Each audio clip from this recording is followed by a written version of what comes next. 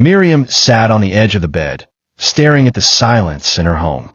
The walls were painted yellow, soft and warm, and the baby room was perfect, complete with a white crib, tiny clothes, and a teddy bear sitting quietly in the corner.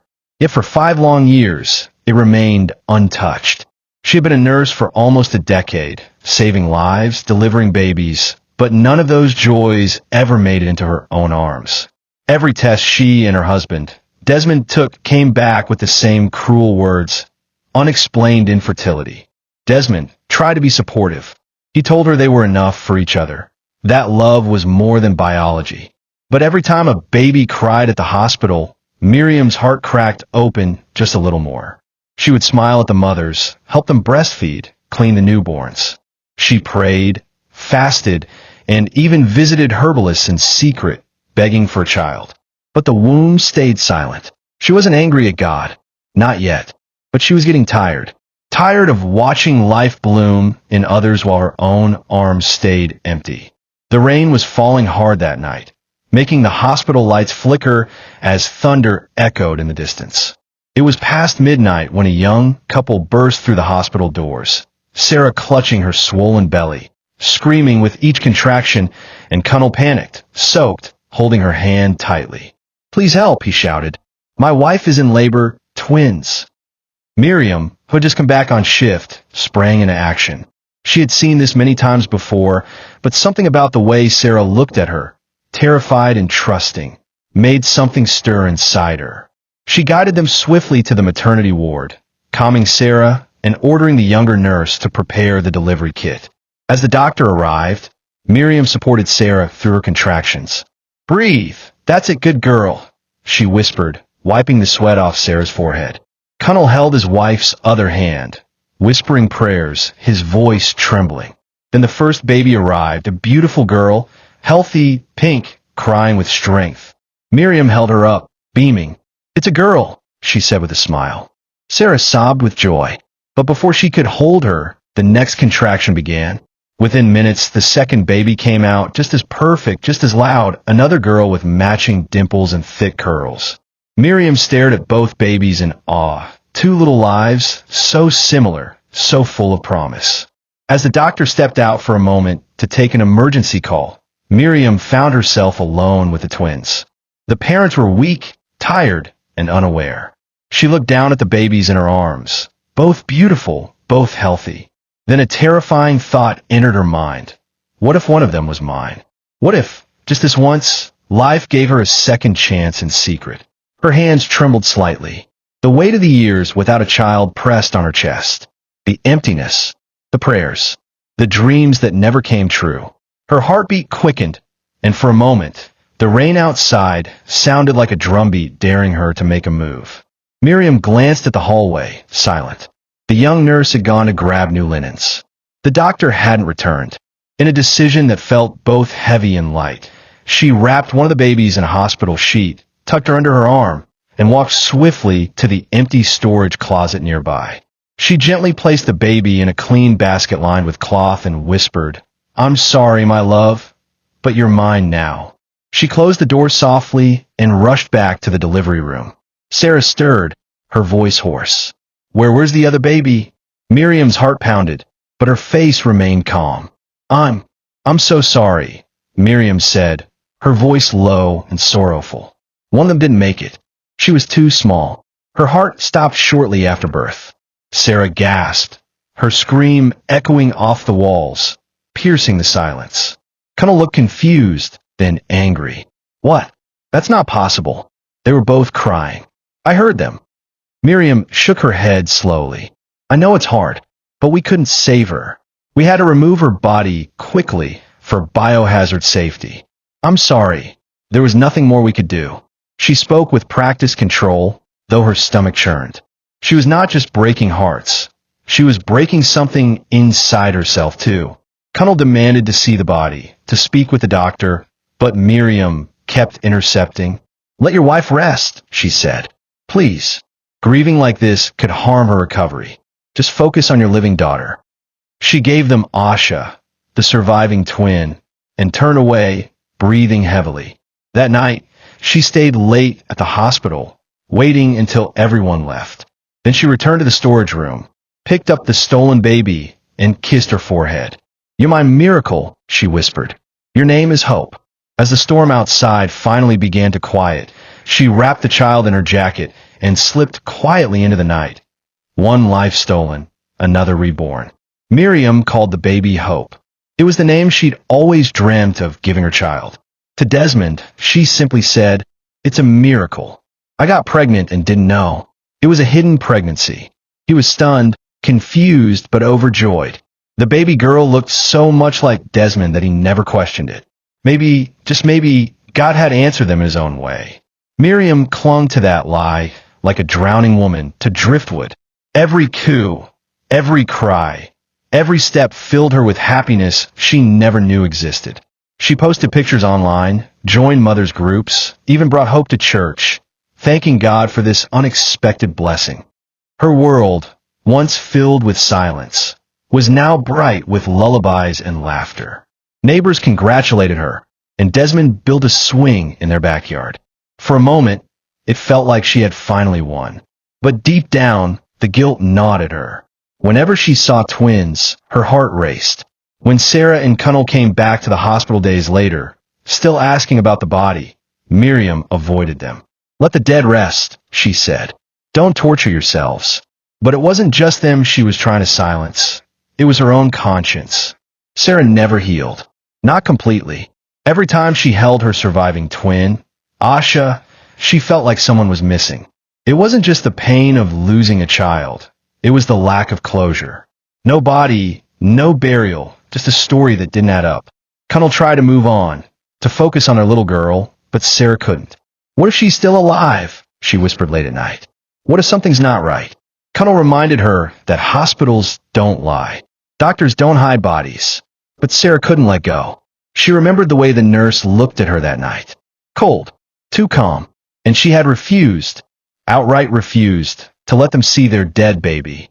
That wasn't normal.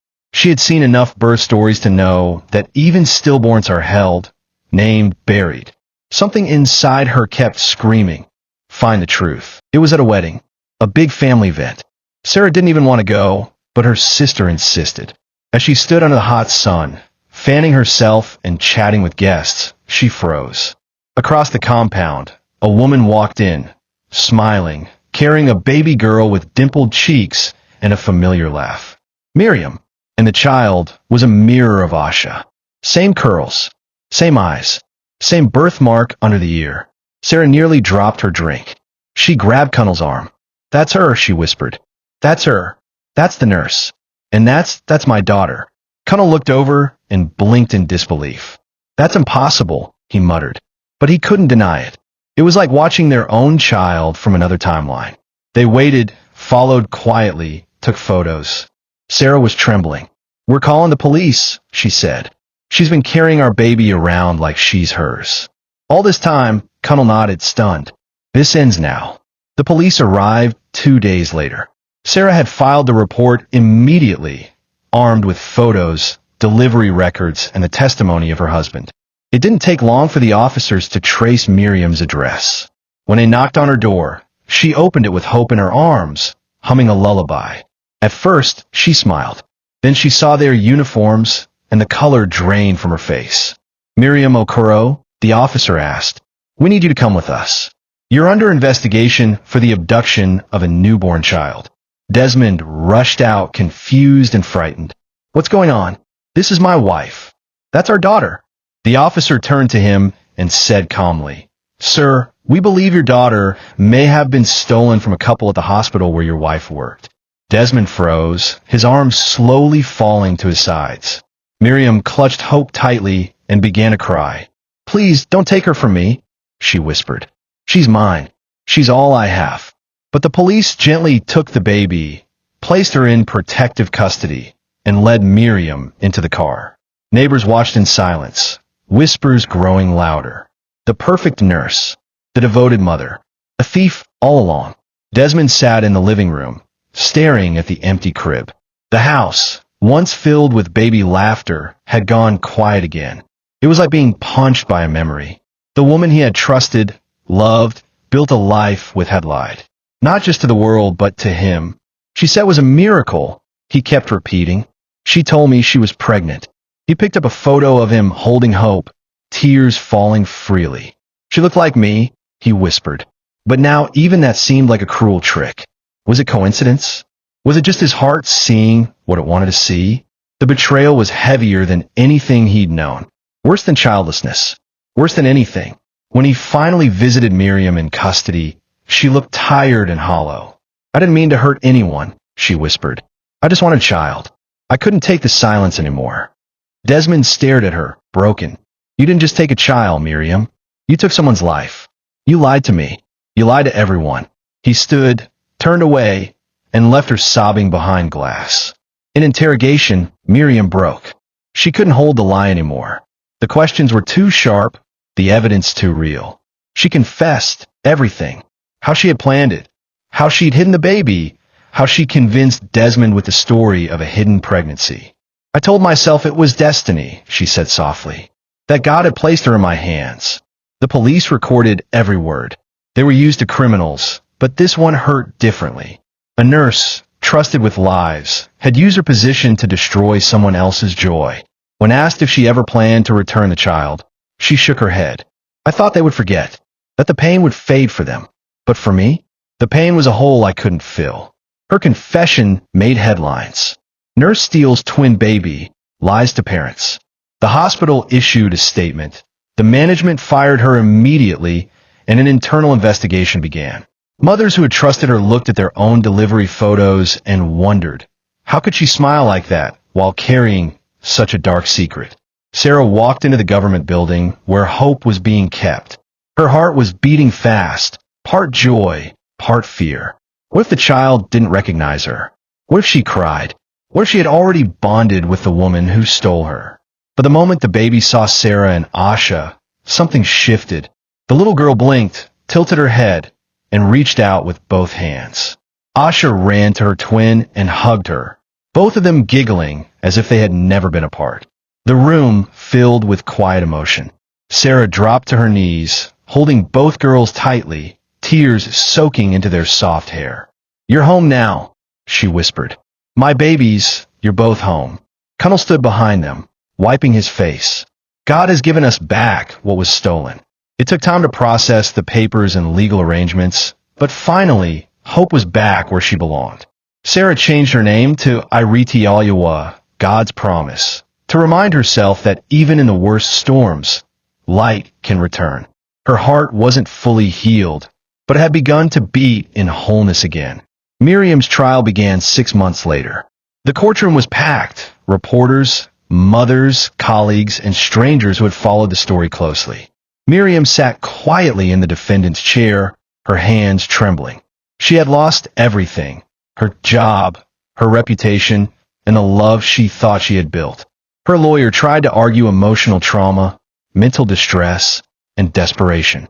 But the evidence was undeniable. The judge listened to testimonies, including Sarah's emotional recount of being denied her child. Desmond spoke too, voice shaking, saying he no longer recognized the woman he had married. She stole a child and lived a lie. I don't know who she is anymore. In the end, the court found Miriam guilty of child abduction, professional misconduct, and emotional harm. She was sentenced to 12 years in prison. As she was led away, she looked one last time at the door, hoping someone would run after her, say they forgave her. But the hallway stayed empty. Life after the trial wasn't instantly perfect. Sarah battled anxiety, always checking on the twins, afraid something might happen again. Kunal encouraged her to see a counselor. You can breathe now, he said gently. She's gone. They're safe. Sarah nodded, but healing doesn't follow a calendar. Still, every giggle from the twins helped stitch her heart back together. Desmond moved to another city. He resigned from his job and started over quietly. Sometimes he would walk past toy stores and feel his throat close up. He missed the sound of Hope's laughter, but he also knew she had never truly been his. He began volunteering with an orphanage, helping care for abandoned children, slowly finding peace in doing good. For the twins, life blossomed again. They started school, dressed in matching outfits, and told everyone they were two halves of the same star. In a way, They were separated by lies, but brought back together by truth. One day, Sarah received a letter. It was from Miriam. Her hands shook as she opened it. Inside it read, "I know I have no right to ask for forgiveness. I know what I did broke your world. But please believe me when I say, I loved her. I loved your daughter like my own. That doesn't make it right. I was lost, and I wanted to feel whole." Sarah read the letter 3 times. Then she folded it and placed it in her drawer. She didn't respond. She wasn't ready to forgive, and maybe she never would. Some wounds run too deep. But she appreciated the truth. At least Miriam had finally admitted it.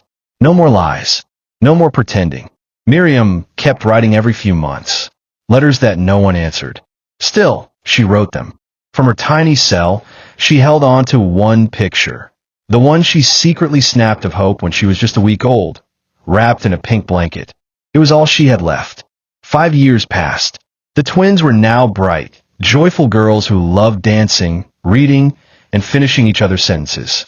Sarah and St0l moved into a bigger house, one with a garden and 2 swings. Life had settled into something beautiful, quiet, grateful, and full. And though the pain still lived in a small part of their hearts, it no longer controlled them. One afternoon, as they played outside, Asha turned to Sarah and asked, "Mummy, why do I have 2 names?" Sarah knelt down and said, "Because your sister's name is Iridi, God's promise. And your name, Asha, means hope. You both came into my life when I needed light the most." The girl smiled and ran back to the flowers. In prison, Miriam watched the rain fall through her cell window. Her sentence was almost halfway done. She didn't know what waited for her after release. But she prayed every day for hope, for forgiveness, and for peace. And though she had lost everything, she clung to the only truth that remained. Even broken hearts can learn to beat again.